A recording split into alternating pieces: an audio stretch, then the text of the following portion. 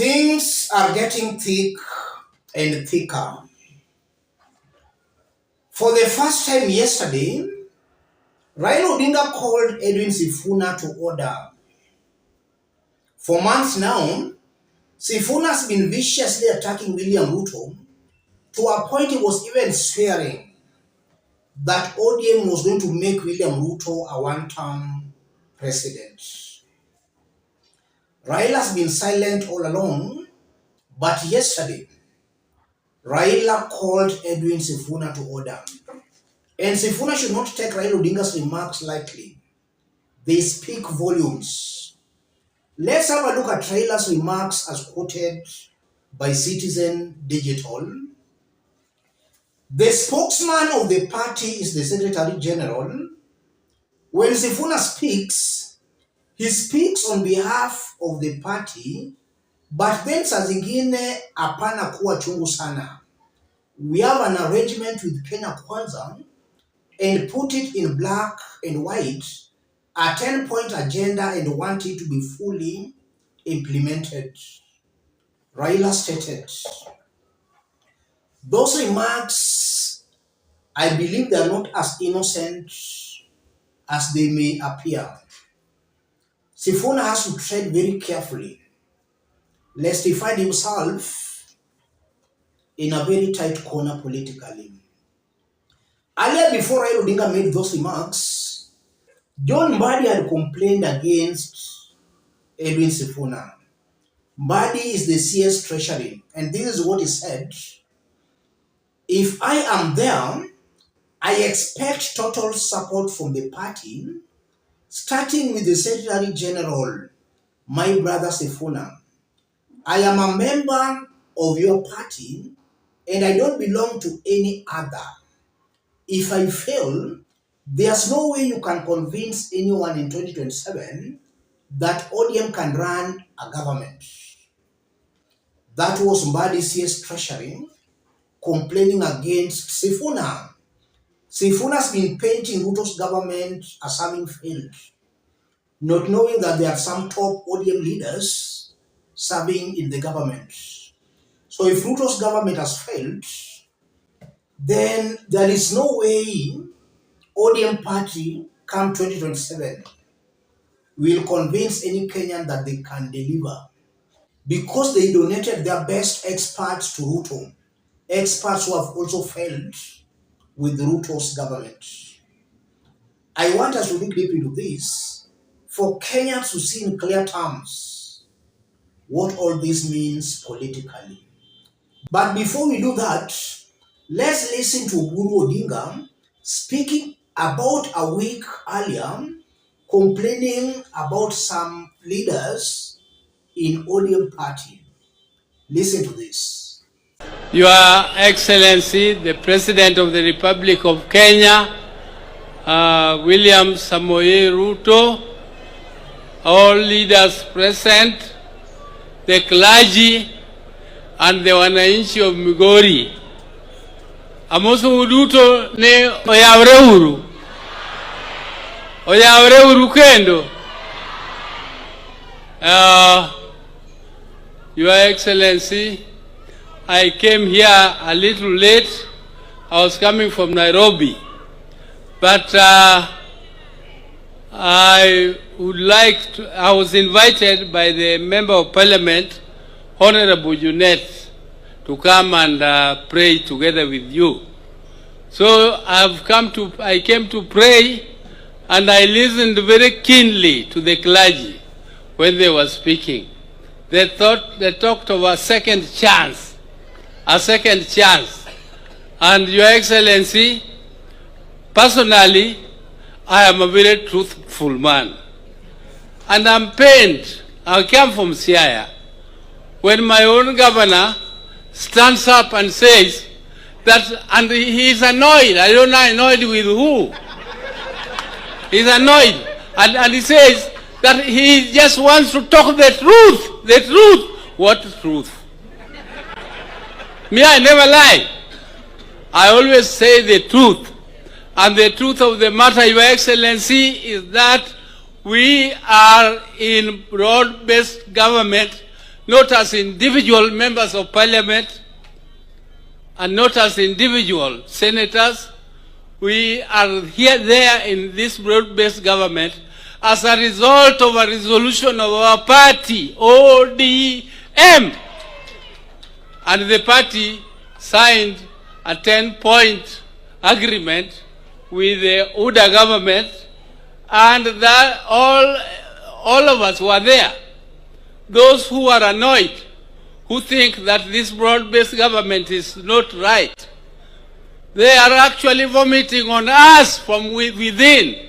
Why don't they get out and vomit from without? Because we want our party ODM to have a nice smell, and we want to move on with our people. And before these agreements were signed, there was a lot of consultations. Raila went round as the party leader of ODM, consulting. He came to Migori here, he did the same. And I therefore want to say that, Your Excellency, we are talking for our people. When we are being told that we have to fight for our rights, we have to fight for our rights. Your Excellency, that is what we are fighting for. That is why these our people are there. We are fighting for our rights, and we are elected to do the same. The governor is not a given mandate to fight for his people. He is given mandate to serve his people, and he is given resources to serve his people. This is the time to serve your people. It is not the time to fight for their right. Which right more than what they eat? Which right are you fighting for more than the roads? Which rights are you fighting for more than the hospitals? Which right are you fighting for more than the water? Which rights are you fighting for more than the electricity? Which ones do you want us to fight for? Which ones do you want us to go to in the streets and fight for? And if you want to fight, there is a lot of space elsewhere where you can do that fighting. For us, our people are waiting for this service. This is the time to work, and our people are waiting for it, and they are not waiting to eat the shares of anybody. We are going to eat our shares, which are given to us rightfully because we are taxpayers. Like any other Kenyan, we are also taxpayers, and our people have a right, and I don't know where else you want to fight. We are fighting for that in the Senate. We are fighting for that in Parliament. We are fighting for that with His Excellency, the President, who is seated here, is the head of the executive. So let him do his part, and let the governors also do their part, and let us serve our people.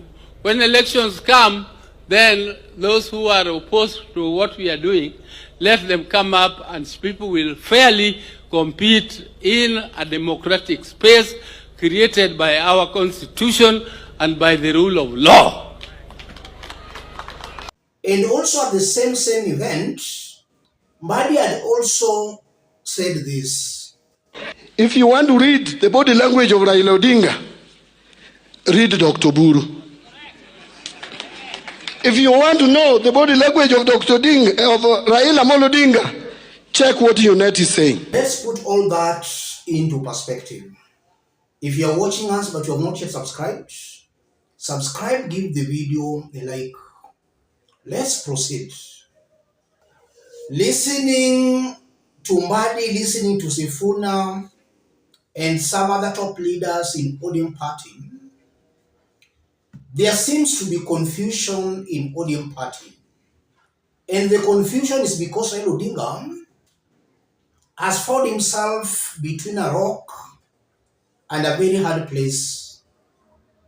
Look at all the previous handshakes Raila Odinga has ever had. He was having them with presidents who were on their last terms of presidency. Raila had a handshake with Moi in Moi's last terms, same with Kibaki, and same with Uhuru Kenyatta. But in the case of William Ruto, Raila has had that handshake in William Ruto's first term. So William Ruto is still determined in controlling politics around the country, something that was not seen with other presidents. They had no interest in controlling politics in the country. After all, they were in their last terms. That's exactly what is causing problems. William Ruto is giving ODM competition in ODM strongholds. And it appears that is something angering Raila Odinga. So Raila Odinga is letting his dogs on Ruto, but at the same time controlling the dogs when the dogs become too vicious. That's exactly what I'm seeing here. That does not mean that Raila Odinga might not work with Ruto. Raila just wants his space so that he can negotiate for a better position come 2027 with William Samoei Ruto. If Raila allows Ruto to swallow ODM or ODM support bases right now, Raila will be of no use to Ruto in 2027. So Ruto will easily overlook Raila Odinga and he'll even negotiate a deal with either Rigathi or Kalonzo or even Matiang'i. That's what Raila Odinga has seen, and that's why he does not want his ODM party to be swallowed. So he unleashes Edwin Sifuna, but when Sifuna goes overboard, he's being recalled. To Edwin Sifuna, Sifuna has to play his cards very well because he can really talk too much, but at the end of the day, when Raila and Ruto will strike a deal, Edwin Sifuna will find himself an isolated politician. And that can even lead to Edwin Sifuna's political death. So he should not overdo himself. He should play his politics with lots of restraints. Let me stop it there, ladies and gentlemen. Let's meet in our next analysis. Thank you.